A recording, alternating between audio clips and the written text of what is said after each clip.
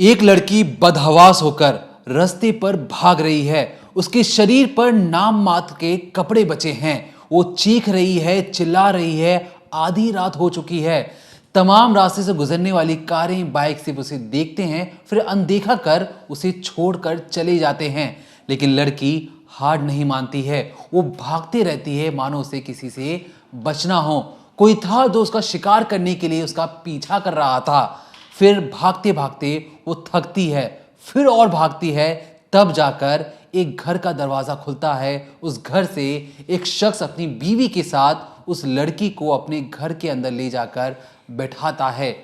तब जाकर ये खबर भारत से लेकर विदेशों तक जाती है और जमकर तारीफ होती है भारतीय पुलिस की कि उसने किस तरीके से इस पूरे केस का इन्वेस्टिगेशन किया।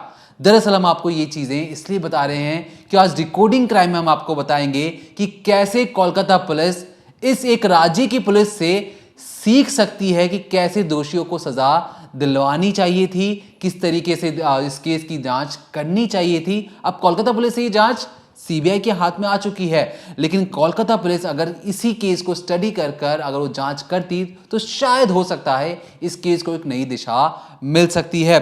डिकोडिंग क्राइम में आज बात करेंगे कि कैसे कोलकाता के डॉक्टर मर्डर केस में एक ऑडियो क्लिप आई है जिसमें तमाम तरीके के जो अब तक दावे किए जा रहे थे, जो सुप्रीम कोर्ट ने खुद कहा था कि जो लेडी सुपरिटेंडेंट ऑफ जो वहाँ की है अस्पताल की, उसने जिस तरीके का रवैया अपनाया उस पर हमें शक है। आज हमारे पास बिल्कुल एक्सक्लूसिव एक ऑडियो कॉल है जिसमें तमाम तरीके की बातचीत है। जब लेडी डॉक्टर की मौत हुई उसके तुरंत बाद अस्पताल से परिवार को कॉल जाता है और कहा जाता है कि हमने आपका नंबर बहुत जुगाड़ से निकाला है, आप फटाफट आ जाइए, आपकी बेटी को बुखार है।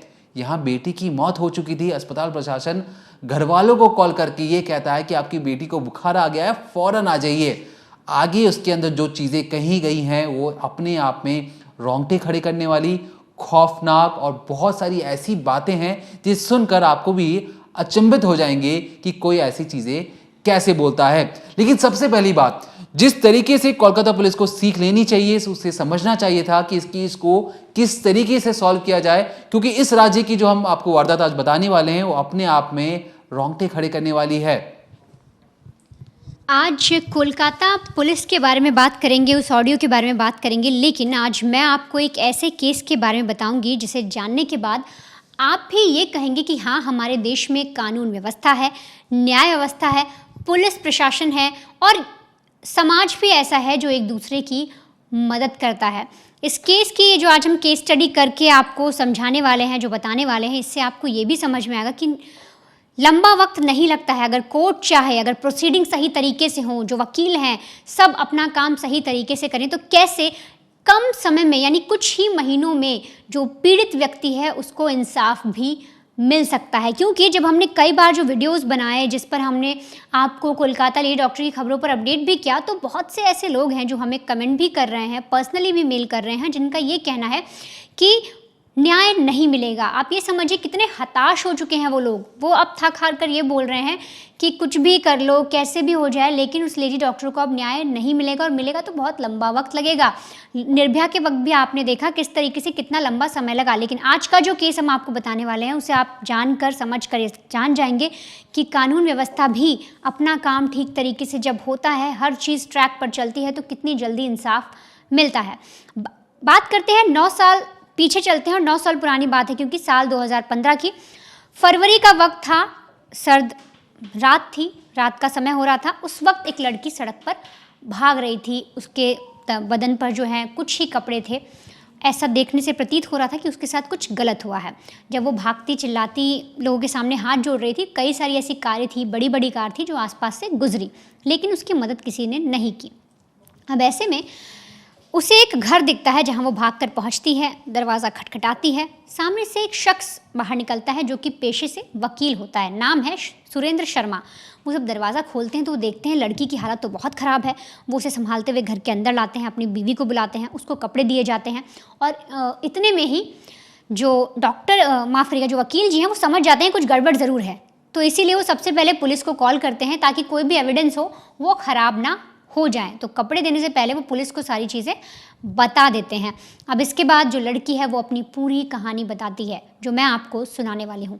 8 फरवरी साल 2015 जापान के टोक्यो से एक लड़की भारत घूमने आती है। वो जाती है राजस्थान। वो सोचती है राजस्थान में क्यों ना जो महल हैं उनकी तस्वीरें खींची जाएं, उनको अपनी आंखों में संजोया जाए और कुछ ऐसी यादें लेकर वापस जापान जाया जाए। अब 8 फरवरी 2015 की बात है, शाम के करीब 5 या 6 बज रहे थे। जयपुर के जल महल में वो जो टूरिस्ट लड़की थी वो कुछ चीज़ें देख रही थी, लोगों को देख रही थी, तस्वीरें खिंचवाने की कोशिश कर रही थी और ऐसे में ही वहाँ पर गाइड बनकर कुछ लड़के खड़े हुए थे। वो उसे देखते हैं, उसकी तरफ जाते हैं और उनमें से एक लड़का बोलता है कि मैडम, हम आपकी तस्वीरें खींच सकते हैं, हम आपको जगह घुमा सकते हैं, मुझे बहुत अच्छी नॉलेज है, मैं आपको पूरा राजस्थान घुमा दूंगा और बहुत ही कम पैसों में, प्लस इसके साथ साथ आपका टाइम भी कम लगेगा क्योंकि मैं बहुत ऐसे रास्ते जानता हूँ। अब जो टूरिस्ट थी वो जापान से आई थी, उसको भी ऐसा लगा कि हो ना हो ये शख्स मेरी मदद कर सकता है। अब ऐसे में वो उनसे बोलती है कि ठीक है, मेरे पास इतने दिन का समय है, हम राजस्थान घूमेंगे। ऐसे में वो लड़का कहता है कि चलिए मैं आपकी तस्वीरें खिंचवा देता हूँ। अब इसके बाद जल महल पर कई सारी तस्वीरें जो वो लेडी थी उसकी खींची जाती हैं। उसके बाद वो महिला जो है वो बोलती है कि आप अब मेरी तस्वीरें दे दीजिए। तो ऐसे में जो वो लड़का था जो गाइड बनकर पहुंचा था वो बोलता है कि आपको तस्वीरें मिल जाएंगी लेकिन कुछ दूर मेरे साथ चलना होगा, तस्वीरें यहाँ नहीं मिलती हैं, थोड़ी सी लोकेशन आगे है। अब उसको लगता है कि भारत के शख्स हैं, उन्होंने आके मेरी मदद की है तो मैं इनकी बात मान लेती हूँ।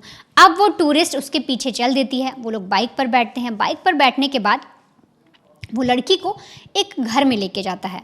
अब घर ले जाने के बाद उस पहले जो टूरिस्ट लेडी थी उसको थोड़ा अटपटा ज़रूर लगता है, लेकिन जब वो देखती है घर में एक महिला भी है तब वो कंफर्टेबल हो जाती है। अब वो लड़का अंदर लेकर जाता है, बोलता है कि आप मिलिए, ये मेरी बहन है। अंदर एक लड़की होती है, वो उसको खाना खिलाती है, उससे बातचीत करती है और फिर लड़की को फ़ोटोज़ दिए जाते हैं। यानी जो टूरिस्ट ने जो तस्वीरें खिंचवाई थी उस महिला की, जो टूरिस्ट आई थी, उसको तस्वीरें मिल जाती हैं, लेकिन उस घर जाने के बाद वहाँ पर उसकी खूब खातिरदारी होती है। वो खुश होती है कि भारत में आने के बाद इस तरीके से किसी का स्वागत किया जाता है। उसकी थाली में कई तरीके के भोग एक तरीके से खाने होते हैं। प्लस जो बहन बनकर जो लड़की वहाँ पर थी वो भी उसको आवभगत करती है, उसके साथ वो आईडी शेयर करती है। अब उस वक्त पे क्या था कि सोशल मीडिया इतना ज़्यादा एक्टिव था, बट ये था कि इंटरनेट उनको हर जगह अवेलेबल नहीं था। तो जिस घर में वो जाती है लड़की टूरिस्ट, उसको वहाँ इंटरनेट नहीं होता। तो वो बोलती है कि ठीक है, हम दोनों दोस्ती करते हैं, तुम मुझे फेसबुक पर ऐड कर लो, मैं तुम्हें अपनी आईडी देती हूँ, तुम मुझे अपनी आईडी दे दो। और वो पेपर में उसकी बहन की आईडी लिखती है और अपने पर्स में डाल लेती है। अब इसके बाद वो बोलती है कि ठीक है, अब ये हो गया, अब हम कल घूमेंगे, तुम मुझे मेरे होटल पर छोड़ आओ। लड़का बोलता है ठीक है। अब लड़का अपने एक दोस्त को लेता है, बाइक पर बैठता है और उसी बाइक पर वो उस लेडी टूरिस्ट को भी बिठाता है और फिर उसे होटल की तरफ ले जाने लगता है। लेकिन अचानक बीच रास्ते में ही वो अपना रास्ता बदल देता है और एक सुनसान जगह की तरफ बाइक को मोड़ देता है। अब ऐसे में टूरिस्ट जो थी वो बोलती है कि ये आप किस जगह पर ले जा रहे हैं, रास्ता तो सही नहीं है, मेरा होटल तो उस तरफ पड़ता है। ऐसे में जो लड़का था वो बोलता है कि मैडम आप नए हो, आपको इतना आइडिया नहीं है, मुझे यहाँ का चप्पा चप्पा पता है, मैं आपको शॉर्टकट से ले जा रहा हूँ, रात बहुत हो रही है, हम जल्दी पहुँच जाएंगे। जो लेडी टूरिस्ट थी वो इस पर कुछ नहीं बोलती। अब जो बाइक है वो लगातार सुनसान रास्ते पे जाती जा रही थी। कहीं से आप शुरुआत करते हैं तो फिर भी कुछ भीड़ रहती है, लेकिन अंदर जाते जाते उसे दिखता है हर तरफ पेड़ है, लाइट भी नहीं है, आसपास कोई शख्स भी नहीं दिख रहा। तब वो थोड़ा घबराती है, लेकिन उनसे बोलती है कि आप मुझे बताइए हम कहाँ जा रहे हैं, मुझे मेरे होटल छोड़िए, शायद गलत रास्ते पर आ गए हैं। तो ऐसे में जो टूरिस्ट बनकर लड़का बैठा था बाइक पर वो बोलता है कि क्या आपको मुझ पर भरोसा नहीं, आप तो मेरा घर भी देखाएं, आप तो मेरी बहन से भी मिलाएं। अब इसके बाद लेडी टूरिस्ट को डाउट तो होता है, डर भी लगता है, लेकिन उसे लगता है कि भरोसा कर लेना चाहिए और यही भरोसा करना उसके लिए घातक हो जाता है। वो उस शख्स पर भरोसा कर लेती है, उसे लगता है कि सामने वाला मेरी मदद कर रहा है। लेकिन उसके बाद कुछ दूर जाने के बाद ये जो दो लड़के हैं ये अपनी बाइक को बिल्कुल ही वीरानी जगह में मोड़ ले जाते हैं, एक सुनसान जगह पर पहुंचते हैं और वहां पर जाकर बाइक रोक देते हैं। बाइक रोकने के बाद जब लड़की सवाल करती है तो उससे कहा जाता है, वो लड़का बोलता है कि मैं आपके साथ रिलेशन बनाना चाहता हूँ।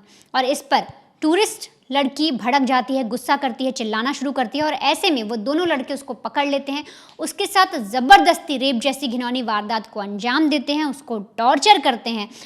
जितनी हमने खबरें देखी, जिस तरीके से एक पीड़ित को टॉर्चर किया जाता है, वो सब उसके साथ करते हैं, उसको नोचते हैं, उसके कपड़े तक खींच लेते हैं और इसके बाद जब वो रोती है, गिड़गिड़ाती है, तब उसे छोड़ते हैं, उसके बैग से उसका सामान निकाल लेते हैं, यहाँ तक कि जो पर्ची उसने रखी थी उसकी बहन की फेसबुक आईडी वो तक निकाल लेते हैं, कोई सबूत नहीं छोड़ते, उस लड़की का कैमरा तक ले लेते हैं और इसके बाद आप ये समझिए उसके पर्स में एक सामान नहीं छोड़ते, उसके बाद उसे बाइक पर बिठाते हैं और बोलते हैं कि ठीक है हम तुम्हें होटल छोड़ देंगे, लेकिन तुम ये सारी चीज़ें किसी को बताओगी नहीं।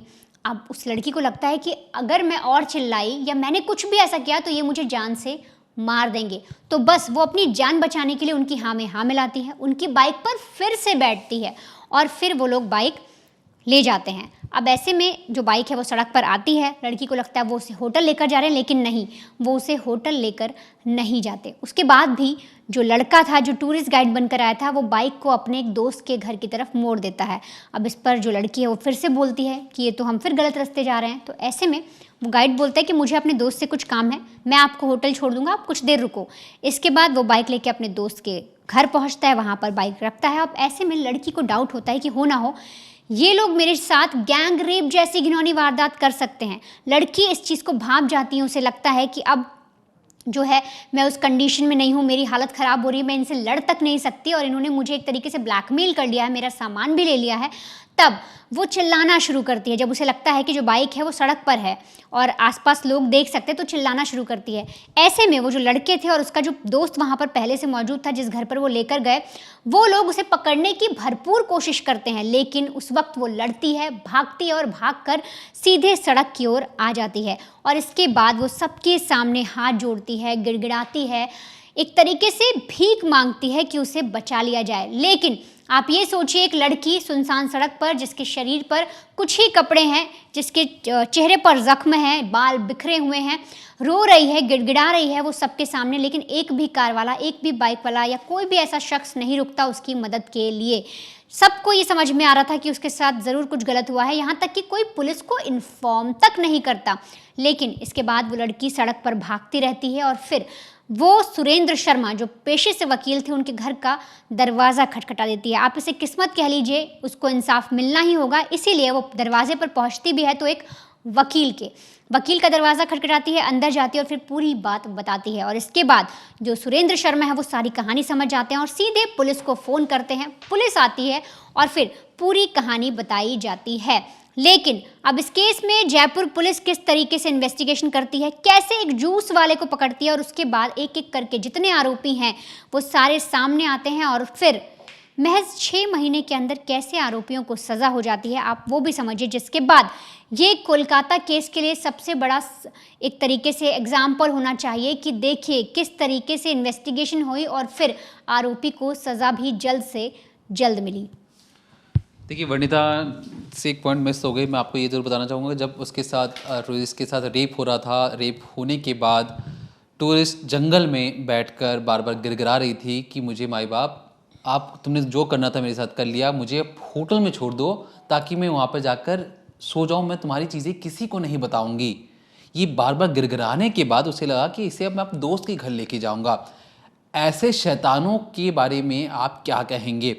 लेकिन चीज़ें जब पुलिस के हाथ में जाती हैं, जब पुलिस को पता लगता है तो पुलिस किस तरीके से कुंडली खंगालती है, क्योंकि जो टूरिस्ट थी जो जापान से आई थी, एक तो लैंग्वेज बैरियर से कहने का मतलब जो बता रही थी लोग समझ नहीं पा रहे थे, पहली चीज़। दूसरी चीज़ उसका ये कहना था, जब ट्रांसलेटर को बुलाया भी गया, कि आप बता सकती हैं आप किसके घर गई थी। अब क्योंकि वो जापानीज़ थी, वो बाहर से आई थी, विदेशी थी, वो ये नहीं समझा पा रही थी कि वो किस घर पर किस लोकेशन पर गई थी, क्योंकि उस वक्त उतना गूगल मैप्स या ये सारी चीज़ें नहीं हुआ करती थी। उनका ये कहना था उन लेडी टूरिस्ट का कि अगर मुझे बाइक दिखा दिया जाएगा, मुझे वो लड़के दिखा दिए जाएंगे तो मैं तुरंत उन्हें पहचान सकती हूँ। मेरे पास ऐसी कोई सबूत नहीं है कि मुझे कहाँ लेके जाया गया, मुझे सिर्फ पता था कि रास्ता है, रास्ते में मैं भाग रही थी, कोई गाड़ी वाला नहीं रुक रहा था, भगवान के दया से वो शख्स मुझे मिल गए जिन्होंने मुझे बचाया। सारी कार्रवाई होने के बाद 2 दिन बाद जो जापानीज टूरिस्ट थी उन्हें वापस जापान भेज दिया जाता है। लेकिन यहाँ पर जयपुर पुलिस की तारीफ करनी पड़ेगी, जो 9 साल पहले ये जो वारदात हुई थी, महज 12 दिन के अंदर इस पूरे इन्वेस्टिगेशन को पूरा कर लेते हैं। याद रखिए जापानी टूरिस्ट का कहना था कि उन्हें नहीं पता वो कहाँ गई थी, नहीं पता क्या नाम है, कौन उन्हें लेके गया, कौन छोड़ के गया, किसी के बारे में नहीं पता, सिर्फ शक्ल जानती हैं। इसके अलावा कोई और प्रूफ नहीं था उनके पास। ये चीजें हो गई, उनके साथ चोरी जैसी वारदात को भी अंजाम दिया गया। अब वो वापस जापान चली जाती हैं तो जयपुर पुलिस अब सोचती है कि इस केस को बड़े बड़े लोगों तक बताना पड़ेगा। एम्बेसी में बताया गया, हाई प्रोफाइल जितने बड़े अफसर थे उन तक बात पहुंचाई गई कि देखिए एक विदेशी महिला के साथ ये सारी चीजें हुई हैं। तो प्लस जयपुर पुलिस पर खुद दबाव बन गया कि इस केस को फटाफट किस तरीके से सॉल्व किया जाए ताकि असली अपराधियों तक पहुंचा जाए। अब इसके लिए क्या किया गया कि तमाम जो जल महल के आसपास जो ठेले लगाने वाले उनसे पूछा जाता है। तो उसमें से एक ठेले वाले ने कहा कि हाँ सर, मैंने एक लड़की को देखा है, उसका नाम है अजीत सिंह। ये एक लफंडर है जो आसपास जगह पर घूमते रहता है, पूरे दिन यहाँ से वहाँ घूमता है। वो उस दिन उस जापानी टूरिस्ट के साथ घूम रहा था, उसे समय भी बता दिया शाम के वक्त का। तब पुलिस को पहली लीड मिलती है और इसी एक सिरे को पकड़कर वो आने वाले वक्त में इस केस को सॉल्व करने वाली थी महज 12 दिन के अंदर। कैसी कैसी चीजें होती हैं ध्यान से सुनते जाइए।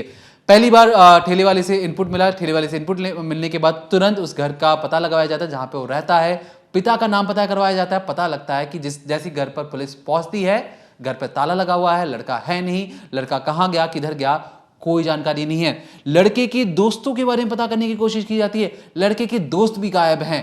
कौन उसका दोस्त था, किस लिए ये चीजें हुई, क्या किसी बड़े संगठन का अपराध है, पुलिस की समझ से हर एक चीज परे थी। लेकिन जयपुर पुलिस के महज 5 दिन बाद ये पूरा मामला तब जाके सुलझता है जब खुद अजीत सिंह सरेंडर करने पहुंचता है। लेकिन पुलिस इसे ऑफिशियली कहती है कि हमने इसे गिरफ्तार किया है। अब जैसे ही अजीत सिंह गिरफ्तार होता है, पूरी कहानी शीशे की तरह साफ हो जाती है। दरअसल अजीत उस दिन जब वो घूम रहा था जल महल के आसपास, वो देखता है कि टूरिस्ट है और टूरिस्ट से जाके बातचीत करता है। टूरिस्ट से कहता है कि मैं आपकी अच्छी अच्छी फोटो ले सकता हूं, क्या आप मुझसे दोस्ती करोगी। यहां से हाँ आती है वो फौरन ही। ये जो लड़के हैं ये शैतानी दिमाग ऐसा लगाते हैं। तो अजीत सिंह था, अपने मामा के बेटे को फोन लगाता है, अपने दोस्तों को फोन लगाता है, लगभग 8 से 9 लोगों को फोन लगाकर कहता है कि आज हमारे पास एक लड़की फंसी है, मैं घर लेके आ रहा हूं, हम उसके साथ आज गैंग रेप करेंगे। ऐसी मानसिकता वाले लड़कों से आप क्या कहेंगे। इसके बाद कहानी क्या होती है अब ध्यान से सुनिए। टूरिस्ट से दोस्ती हुई, टूरिस्ट की फोटो खींची गई, उसे भरोसे में लिया गया कि हम अच्छे लोग हैं, हम गुड पीपल हैं। गुड पीपल के अंदर जो शैतान बैठा था वो चुपचाप बैठा रहा। अब ये कहां लेके जाते हैं, जिस तरीके से वनिता ने बताया कि जो पहली बार घर पे लेके जाते हैं और इंट्रोड्यूस करवाते हैं कि मेरी बहन है।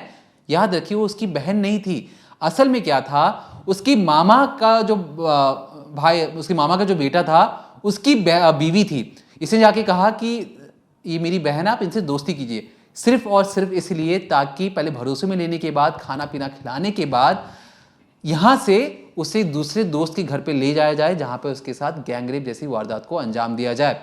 याद रखिए जो जापानीज टूरिस्ट थी, जब वो घर पर जाती है उनके बच्चों को की रिंग देती है, बहुत क्यूट, जैसे आपको जापान में पता होगा कि वहाँ पे जो पोकेमोन और डिजिमोन वाली जितनी भी चीज़ें होती हैं तमाम, उसके कार्टून वाले जितने कैरेक्टर्स थे उसकी की रिंग्स बच्चों को देती है ताकि बच्चे खुश हो जाएं। अब यहाँ पर वो शैतान बैठकर ये प्लानिंग बना रहा था कि पहले मैंने इससे दोस्ती की, अब मैंने इसे खाना खिला दिया भरपेट, अब बारी है मेरा शैतानी काम करने की। लेकिन कहानी तब पलटती है जब ये लड़की कहती है कि अरे मैंने बहुत खाना खा लिया है, मैंने दोस्ती भी हो गई तुम्हारी बहन से, अब मुझे लेट हो रहा है, मुझे घर या मुझे आप होटल छोड़ दो, वहाँ पे मैं आराम करना चाहती हूँ, बहुत सुबह से मैं थक चुकी हूँ। यहाँ पर इस लड़के का अजीत का प्लान फेल होने लगता है। वो अपने दोस्त को तुरंत फ़ोन करके बोलता है कि एक काम करो, एक कमरे का इंतज़ाम करो, मैं उस कमरे में इस टूरिस्ट को लेके आ रहा हूँ, किसी तरीके से हम इसको वहाँ पर रखेंगे। तो उसका जो दोस्त था, मैं दोस्तों के नाम भी आपको बताऊंगा, जो 9 आरोपी कौन है एक एक का नाम बताऊंगा, लेकिन आप दोस्तों का नाम आखिरी में, कहानी सुन लीजिए। उसमें से एक दोस्त एक एनजीओ संगठन के साथ जुड़ा हुआ था। वो दोस्त अपने एनजीओ के एक होटल के कमरे को कहें या किसी आम कमरे को कहें, वहाँ उसकी व्यवस्था करता है। उस अपने दोस्त को कहता है कि उसे वहाँ लेके आओ, हम सब आराम से इसके साथ गैंगरेप करेंगे। ये बातें हो रही हैं, ऐसी बातें नहीं हो रही कि उन्हें लगा कि कोई मछली फंस गई है, खिलाया पिलाया मोटा किया सबके चीज़, ये अलग चीज़ थी। इसके बाद वो उसे लेके जाते हैं। अब यहाँ पर गाड़ी पे बैठे बैठे टूरिस्ट को समझ में आता है कि उसके साथ कुछ गलत हो रहा है, कुछ गलत रास्ते पे लेके जाया जा रहा है।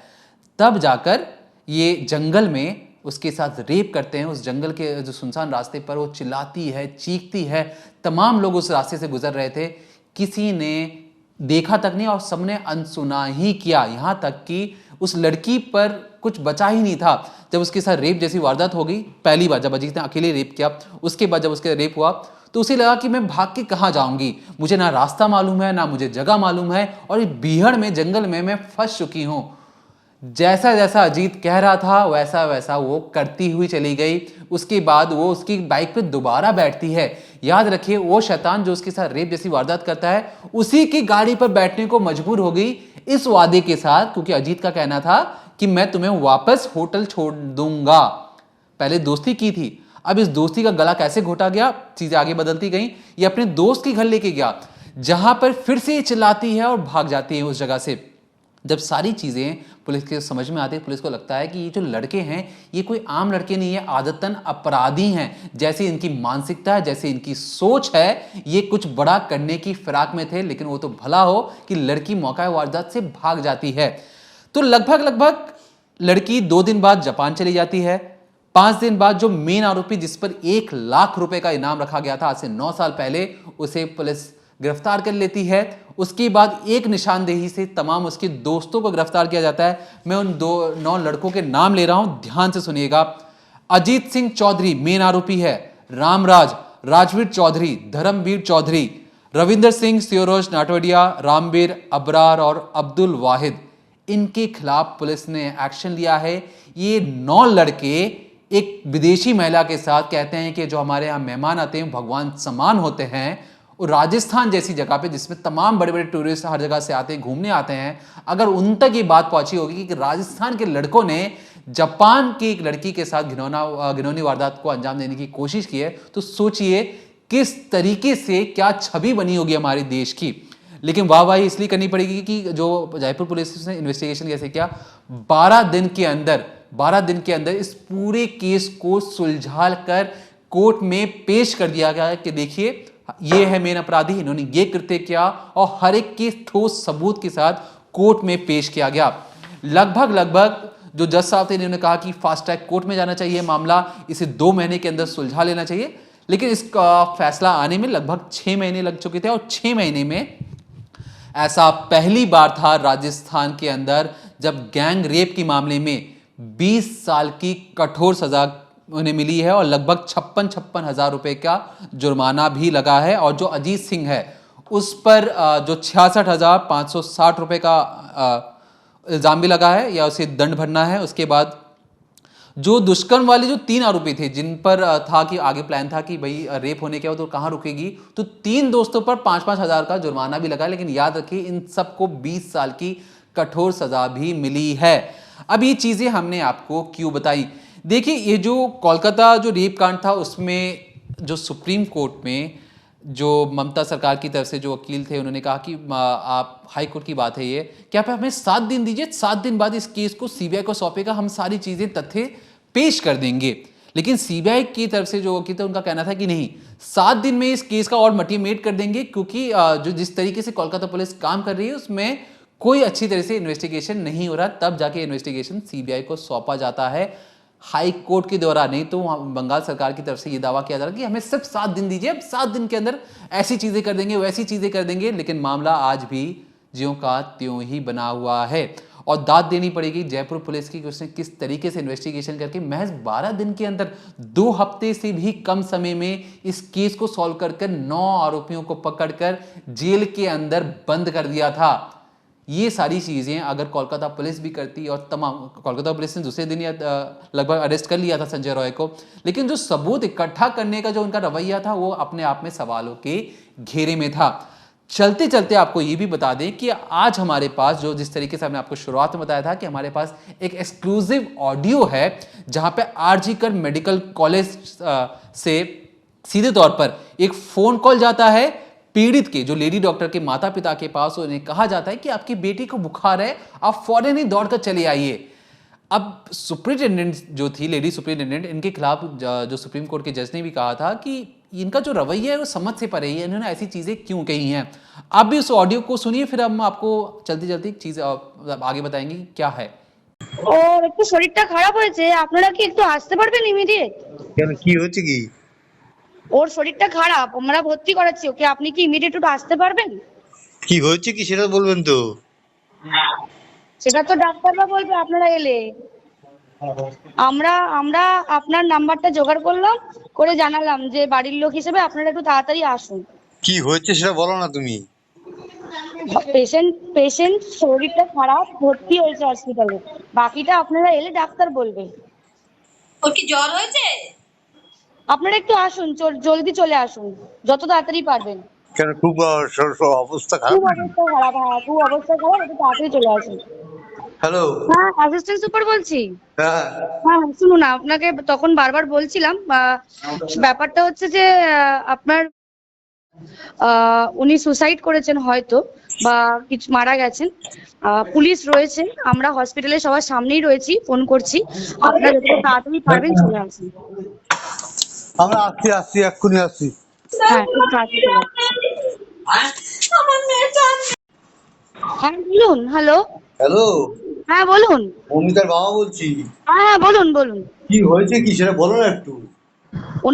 ওনার অবস্থা খুবই খারাপ, ওনার অবস্থা খুবই খারাপ, আপনি যতটা তাড়াতাড়ি পারবেন চলে আসুন। কি হয়েছে না সেটা বলো না। ওটা তো ডাক্তার বলবে, আপনি একটু তাড়াতাড়ি চলে আসুন এখানে। আপনি কে বলছেন বলুন তো? আমি অ্যাসিস্ট্যান্ট সুপার বলছি, আমি ডাক্তার বলছি না। ডাক্তার নেই হবে কেউ? আমি সুপারিনটেন্ডেন্ট কথা বলছি, হ্যালো। হ্যাঁ ঠিক আছে। হ্যাঁ, আমি অ্যাসিস্ট্যান্ট সুপারিনটেন্ডেন্ট কথা বলছি। আপনার মেয়েকে আমরা এমার্জেন্সিতে নিয়ে এসেছি, আপনারা আসুন, এসে যোগাযোগ করুন। ও কি হয়েছিল কি? ও তো ডিউটিতে ছিল। আপনারা জলদি চলে আসুন, যতটা তাড়াতাড়ি পারবেন। জানেন তো? ট্রেন কথা বলে। হ্যাঁ হ্যালো, হ্যাঁ বলুন। আমি আইসি আজিকর বলছিলাম। হ্যাঁ, আচ্ছা বলুন। আপনারা আসছেন তো হ্যাঁ এখানে? একদম আসছি। কেমন আসুন। আছে শরীর? হ্যাঁ, আপনারা আসুন, আসলে কথা হবে। আসুন, আজিকর হসপিটালে আসুন, আমাদের এই চেস্ট ডিপার্টমেন্টের এইচওডি স্যারের কাছে আসুন। আচ্ছা আচ্ছা। तो सुना आपने कि जिस तरीके से पहले अस्पताल से बरगलाने की कोशिश की गई, या कहें साफ शब्दों में कि अस्पताल परिवार वालों को बेवकूफ़ बनाने की कोशिश कर रहा था। वो तो दूसरा कॉल जब गया तब पूछा गया कि भैया बताइए क्या प्रॉब्लम है, तब कहा जाता है कि आपकी बेटी ने मौत को गले लगा लिया है। यहाँ फिर से झूठ, पहले कॉल में झूठ, दूसरे कॉल में झूठ। जब परिवार के लोग रो रहे हैं, जिस तरीके से आपने ऑडियो में सुना, माँ रो रही है, वहां पर रोंगटे खड़े हो जाती हैं ऐसी चीज़ों को सुनकर। उसके बाद भी अस्पताल वालों का पसीना, या कहें दिल नहीं पसीजा, उसके बाद भी उसे झूठ बोलते रहे। परिवार जब अस्पताल पहुंचता है, 3 घंटे इंतज़ार करवाया जाता है अपनी बेटी की लाश को देखने के लिए। वो तड़प रहे थे, आखिरी बार देखना चाह रहे थे, लेकिन अस्पताल प्रशासन डिले पर डिले किया जा रहा था। अब मामला सीबीआई के हाथ में है। हमने आपको जयपुर पुलिस की चीज़ें इसलिए बताई कि हमें बताना चाहते थे कि किस तरीके से तो देश में तमाम सवाल खड़े किए जा रहे थे पुलिस वालों के खिलाफ कि देखिए पुलिस वाले ठीक से काम नहीं करते, इन्वेस्टिगेशन सही से नहीं करते।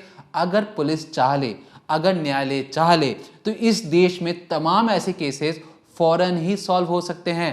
लेकिन बस कहते हैं ना कि आपकी इच्छा शक्ति मजबूत होनी चाहिए। इच्छा शक्ति मजबूत होगी, कोई भी केस चाहे पुलिस न्यायालय चाहे तो फटाफट सुलझ सकता है।